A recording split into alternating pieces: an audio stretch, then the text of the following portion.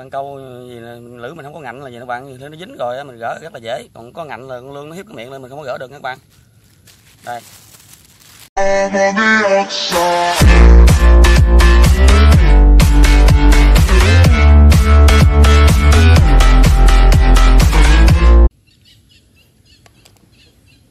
các bạn, trên đó mình mới xuống đây gặp đây có hang lươn bành kia nè các bạn.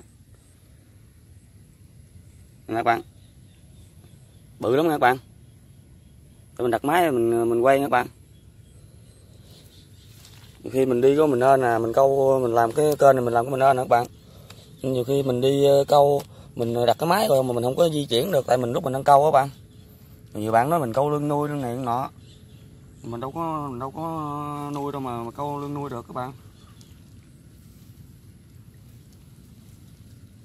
Đây mình câu thử các bạn.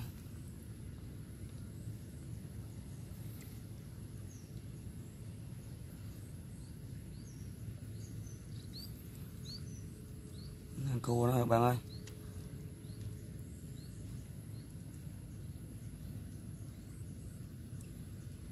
Đây lươn khủng bạn ơi.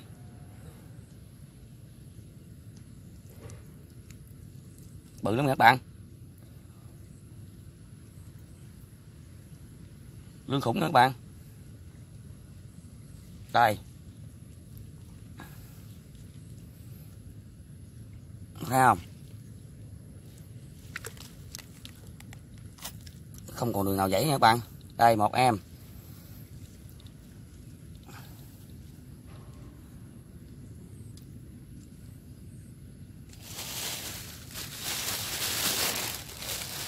Đây em cầm máy lên trên các bạn. Đây các bạn.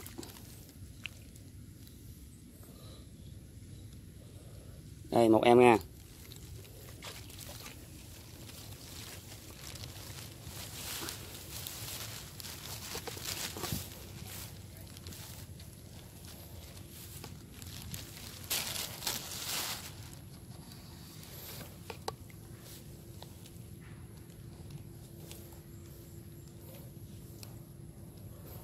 Đây nè các bạn.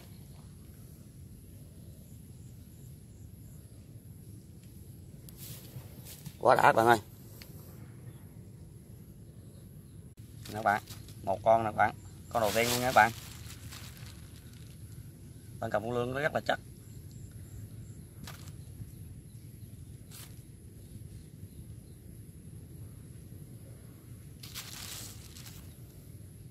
Ban câu gì lưỡi mình không có ngạnh là gì các bạn, nó dính rồi mình gỡ rất là dễ, còn có ngạnh là con lươn nó hiếp cái miệng lên mình không có gỡ được các bạn. Đây. Mình cho nó vào bọc thôi.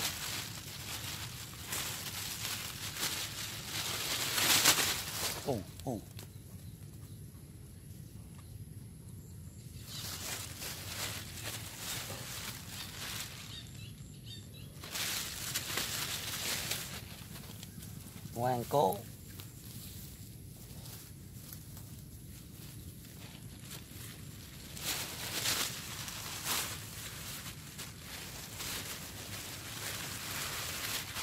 Đây là bọc tùng của mình các bạn.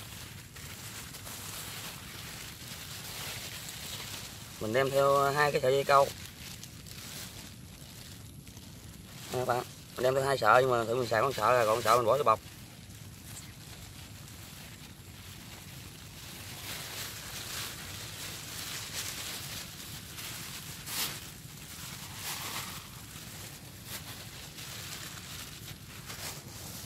Giờ móc mồi khác nha các bạn. Móc mồi thì các bạn móc cũng dễ các bạn ơi. Cái mồi này mình bỏ đây nha. Đây con trùng như bạn độ chừng cái lưỡi câu mình nó ba dai á, mình ngắt làm sao cho cái lưỡi nó dài hơn cái lưỡi câu mình một chút. Để mà khi mình móc con trùng vô á, nó dài hơn chút đây mình nhắc bỏ khoảng 1/3 đi. Bỏ ở đây cũng được, khi nào hết mồi mình tận dụng lại. Còn đây mình móc vô. Mình cứ móc một hồi cho nó còn lú ngoài một khúc các bạn. Xuống dưới con trùng nó ngoe ngoẩy kích thích con lươn hơn.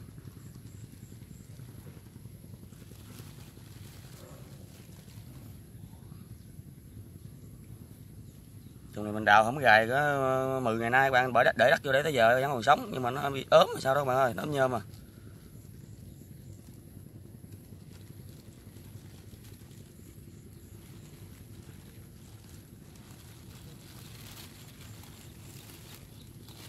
Tay mình nó trơn quá.